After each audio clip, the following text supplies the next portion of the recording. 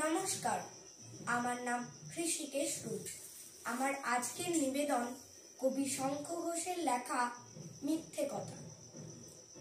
লোকে আমায় ভালোই বলে, দিব্যি চলনসই, দোষের মধ্যে একটু নাকি মিথ্যে কথা কই। ঘাটশিলাতে যাবার পথে ট্রেন ছুটেছে যখন, মায়ের কাছে বাবার কাছে করছি বকম বকম। হঠাৎ দেখি মাঠের মধ্যে চলন্ত সব গাছে এক এক রকম ভঙ্গি ফোটে, এক এক রকম নাচে।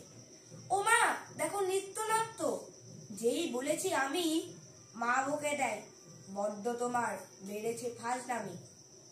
চিড়িয়াখানার নাম জানো তো? আমার সেদুমেশো।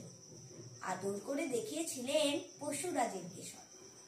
কদিন পরে চুন খসানো দেয়াল জুড়ে কি ঠিক অবিকল সেই রকমই মূর্তি যেন দেখি।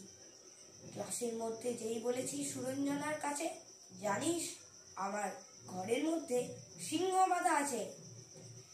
শুনতে পেয়ে দিদিমণি অমনি বলেন, শোনো, এসব কথা আবার যেন না শুনি কখনো। বলি না তাই সেসব কথা, সামনে থাকি খুব। কিন্তু সেদিন হয়েছে কি, এমনি বেয়াকুব, আকাশ পারে আবারও চোখ গিয়েছে আটকে। শরৎ মেঘে দেখতে পেলাম রবীন্দ্রনাথকে। নমস্কার।